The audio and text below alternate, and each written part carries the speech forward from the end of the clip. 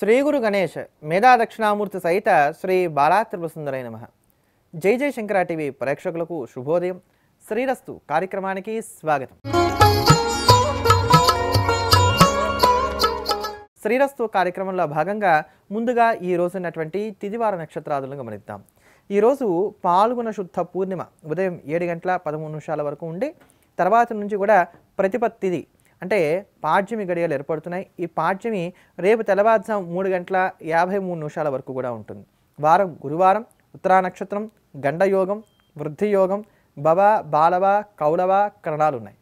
ఇటువంటి తిది వార నక్షత్ర సంయోగం కలిగినటువంటి నేటి రోజున వివాహానికి, ఉపనయనానికి, గృహారంభానికి, గృహప్రవేశానికి, అక్షరాభ్యాసాలకి చాలా చక్కని శుభముహూర్తాలు ఉన్నాయి. వివాహం, ఉపనయనం, గృహారంభం, గృహప్రవేశం, అక్షరాభ్యాసం వీటికి చాలా చక్కని శుభముహూర్తాలు ఉన్నాయి. అట్లనే కృషితో కూడినటువంటి కార్యక్రమాలకు, ఉద్యోగ సంబంధమైనటువంటి ప్రయత్నాలకు, వాస్తు పరిశీలనలకు, పరిచయాలను అనుకూలంగా మార్చుకోవడానికి వీటన్నిటికి కూడా ఈరోజు కాలం అనుకూలంగా ఉన్నది అని చెప్పుకోవాలి. అయితే యోగం, వృద్ధి యోగం ఉన్నది కనుక ఈ రోజున అప్పు చేయకూడదు. లోన్స్ ఈరోజు శాంక్షన్ అయినా మీరు అప్పు చేసుకున్నా ఇవి కొంచెం ఎక్కువ కాలం నడుస్తూ ఉంటాయి కనుక ఎటువంటి పరిస్థితుల్లో కూడా అప్పు చేయకుండా ఉండవలసినటువంటి రోజు ఈరోజు. ఇక ఆధ్యాత్మికంగా చూసినప్పుడు ఈరోజు చాలా గొప్పదైనటువంటి పర్వదినం మహాలక్ష్మీ జయంతి. దీన్నే లక్ష్మీ జయంతి అని అంటారు. చాలా అద్భుతమైనటువంటి రోజు. దీన్నే ఉత్తర పొంగుని అనబడేటువంటి పేరుతో కూడా పిలుస్తూ ఉంటారు. చాలా అద్భుతమైనటువంటి రోజు. ఉత్తర పొంగుని అని అంటే దేవసేనాదేవిని సుబ్రహ్మణ్యేశ్వర స్వామి వారు వివాహం చేసుకున్నటువంటి రోజు. రెండు అద్భుతమైనటువంటి పర్వదినాలే. ఒకటేమో మహాలక్ష్మి అమ్మవారు ఆవిర్భవించినటువంటిది, రెండవదేమో దేవసేనాదేవిని సుబ్రహ్మణ్యేశ్వర స్వామి వారు వివాహం చేసుకున్నటువంటిది. రెండు కూడా అద్భుతమైనటువంటి రోజులుగా మనం చెప్పుకోవాలి. ఇక్కడ ఈ 21వ తేదీ ఈ రోజున లక్ష్మీదేవి ఆవిర్భవించింది అనేది శ్రీ వైష్ణవ సంప్రదాయం చాలా గొప్పగా చెప్తుంది. ఈ రోజున శ్రీ వైష్ణవ సంప్రదాయంలో మహాలక్ష్మీదేవిని విస్తారంగా కూడా పూజిస్తారు. అమ్మవారు ఎప్పుడెప్పుడు ఆవిర్భవించారు అనేది పురాణాలను బట్టి కనుక మనం జాగ్రత్తగా అనుశీలన చేసినట్లయితే మొట్టమొదటిగా ఆ తల్లి భృగు మహర్షి తనయగా అవతరించినట్టుగా పురాణాలను బట్టి మనకు తెలియవస్తూ ఉన్నటువంటి అంశం. భృగు మహర్షి తనయగా భృగుకి ఖ్యాతికి ఆ తల్లి ఆవిర్భవించింది అని చెప్పని మనకి పద్మపురాణం చెప్తూ వస్తున్నది. అందుకని ఆవిడ భృగు తనయ. అందుకని నమోస్తు భృగునందనాయి అంటూ కనకధారా స్తోత్రంలో శంకర భగవత్పాదాచార్యుల వారు కూడా అమ్మవారిని స్తోత్రం చేస్తారు. నమోస్తు భృగునందనాయే, భృగు మహర్షి తనయ ఆ తల్లి. ఆ తర్వాత ఆయన మీద అలగడం, అమ్మవారు మళ్ళీ వైకుంఠానికి వెళ్ళిపోవడం జరుగుతుంది. అలా ఎప్పుడెప్పుడు మళ్ళీ స్వామి దశావతారాల్లో అవతరిస్తూ వచ్చాడో అన్ని రూపాల్లోనూ కూడా స్వామివారిని అనుసరిస్తూ అమ్మవారు మళ్ళీ అవతరిస్తూ వచ్చారు. ఇలా అనేకమైనటువంటి మార్లు అమ్మవారి యొక్క అవతార ఘట్టం మనకు ఆవిర్భవించినట్టుగా మనకు కనబడుతూ వస్తుంది. అలానే క్షీరసాగర మదన సమయంలో కూడా అమ్మవారు అమృతం నుంచి ఉద్భవించినట్టుగా మనకు కనబడుతూ ఉంటుంది. అమృత సోదరిగా, చంద్ర సహోదరిగా అనేకమైనటువంటి రూపాల్లో అమ్మవారు ఆవిర్భవించినట్టు మనకు కనబడుతుంది. మొత్తం మీద ఆ తల్లి ఈ రోజున ఈ యొక్క యుగానికి సంబంధించి ఆవిర్భవించినట్టుగా మనం భావన చేయవచ్చు. ఈ ఉత్తర పొంగుని ఉన్నటువంటి రోజున సమస్తమైనటువంటి వైష్ణవ క్షేత్రాల్లో కూడా అమ్మవారికి సంబంధించి విశేషమైన ఉత్సవాలు జరుపుతారు. ముఖ్యంగా శ్రీరంగ క్షేత్రంలో ఈ రోజున అద్భుతమైనటువంటి ఉత్సవం జరుగుతుంది రంగనాయకి అమ్మవారికి. రంగనాయకి అమ్మవారు ఏనాడు కూడా గడప దాటి బయటకు రారు. అమ్మవారికి ఏ ఉత్సవాలు జరిగినా గడప లోపలే, ఆలయం లోపలే తప్ప ఆలయ ప్రాకారాన్ని దాటి బయటికి రారు. ఊరేగింపులు జరిగినా, ఉత్సవాలు జరిగినా, ఏం జరిగినా ఎప్పుడైనా సరే గడప దాటి బయటికి రావడం అంటే రంగనాథుడే. అంతటి పాతివ్రత్య ధర్మాన్ని కలిగి ఉంటుంది ఆ తల్లి. అందుకని ఈ రోజున ప్రత్యేకించి అమ్మవారికి లోపలనే అభిషేకాదులన్నీ జరుగుతారు. ఉత్సవాదులన్నీ కూడా ఆలయం లోపలే జరుగుతాయి. స్వామివారే రంగనాథుడే ప్రత్యేకించి రంగనాయకి అమ్మవారి దగ్గరికి వెళ్తారు. అప్పుడు ఆ రంగనాయకి అమ్మవారిని, రంగనాథుడిని ఇద్దరిని కూడా కలిపి ఉయ్యాలలో కూర్చోబెట్టి ఇద్దరికి కూడా ఉంజల్ సేవ చేస్తూ గజ్జత్రయాన్ని వినిపిస్తారు. ఈ గజ్జత్రయం అనబడేటువంటివి ఏవైతే ఉన్నాయో 3 గజ్జలు ఉన్నాయి. ఈ 3 గజ్జల్ని కూడా, గజ్జలు అంటే కాళ్ళకు కట్టుకునే గజ్జలని కావు, సాహిత్యంలో ఒక ప్రక్రియ, స్తోత్రం, ఒక ప్రక్రియాపరమైనటువంటి స్తోత్రానికి గజ్జ అనేటువంటి పేరు ఉంటుంది. పెద్దమైనటువంటి సమాసాలతో కూడుకొని వస్తూ ఉంటాయి. ఈ వైకుంఠ గజ్జ, శరణాగతి గజ్జ, ఇటువంటి రంగనాథ గజ్జ అని 3 గజ్జలు ఉన్నాయి. వీటిని భగవద్ రామానుజాచార్యుల వారు ఈ రోజున నివేదన చేశారట రంగనాథుడికి, రంగనాయకి అమ్మవారికి. అందుకని చెప్పని ఈ రోజున ఆ 3ంటిని కూడా చదువుతారు. అమ్మవారి ద్వారా మహావిష్ణువుని మనం సేవించుకోవాలి తప్ప అమ్మవారిని వదిలి మహావిష్ణువుని ఆశ్రయించడం అనేది కుదరని పని అంటుంది వైష్ణవ సంప్రదాయం. అందుకనే అమ్మవారిని ద్వారా ఎలా పరమాత్మని సేవించుకోవాలో, ఎలా శరణాగతి చేయాలో మనకి చెప్పడం కోసం అని చెప్పని ఈరోజు క్రియలన్నీ కూడా చేస్తారు.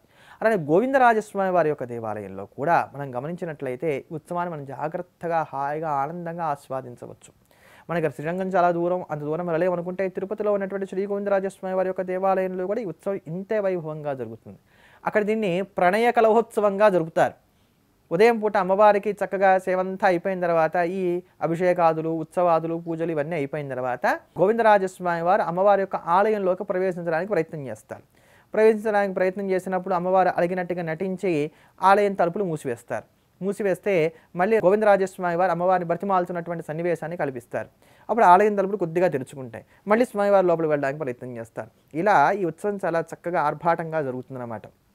ఈ ప్రణయ కళ ఉత్సవం అయిపోయిన తర్వాత మళ్ళీ గోవిందరాజస్వామి వారిని, అక్కడ ఉన్నటువంటి అమ్మవారిని, పునరైకవల్లి అమ్మవారిని ఊరిని కూడా చక్కగా పక్కపక్కన కూర్చోబెట్టి వారికి హారతులు అవన్నీ ఇచ్చిన తర్వాత అద్భుతమైనటువంటి వేదగానం జరుగుతుంది అక్కడ ఈ రోజున. ఇలా ఆయా దివ్యక్షేత్రాల్లో ఈ రోజున ఈ లక్ష్మీ జయంతి ఉత్సవాన్ని చాలా అద్భుతంగా జరుపుతారు. ఇక దేవసేనా కళ్యాణం, ఈ దేవసేనా కళ్యాణం కమనీయమైనటువంటిది. ఎవరైతే అవివాహితులుగా ఉన్నటువంటి వారు ఉన్నారో వారు ఈ రోజున ఈ వల్లి సమేతంగా, దేవసేనా సమేతంగా ఉన్నటువంటి సుబ్రహ్మణ్యేశ్వర స్వామి వారికి జరుగుతున్నటువంటి ఈ దేవయాని కళ్యాణాన్ని కనుక వారు వీక్షించినట్లయితే వారికి కళ్యాణం కలుగుతుంది అని చెప్పని. ఈ దేవసేనాదేవికే షష్ఠీదేవి అనేటువంటి పేరు కూడా ఉంది. కనుక ఈ షష్ఠీ కళ్యాణాన్ని వీక్షించినటువంటి వారందరూ కూడా సత్సంతానము కలుగుతుంది.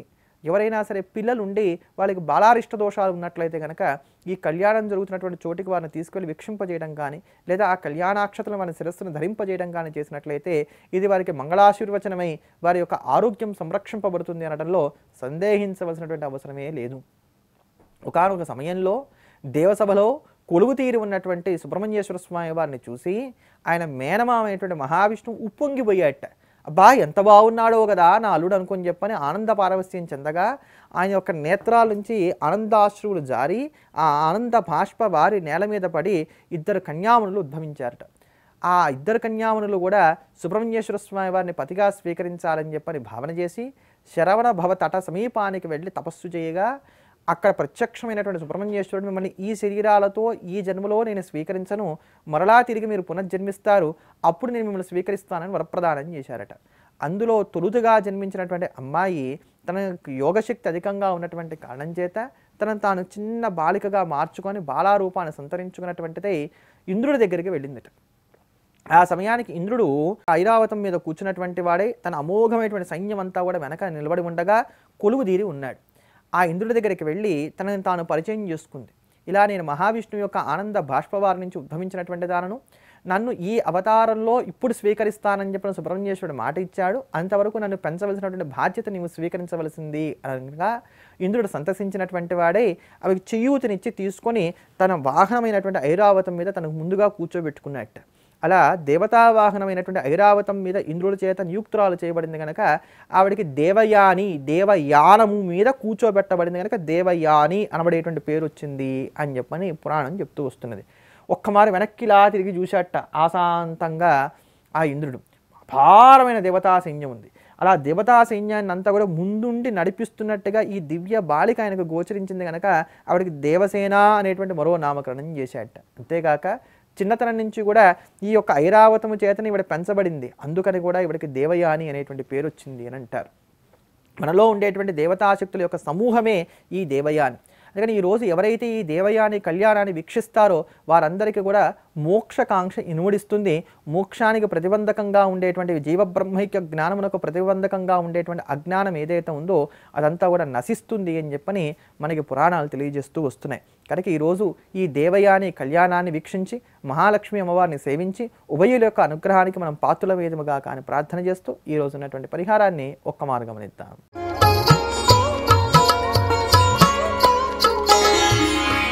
మనం ఇప్పటి వరకు అనేకమైనటువంటి పరిహారాల గురించి తెలుసుకుంటూ వస్తున్నాం.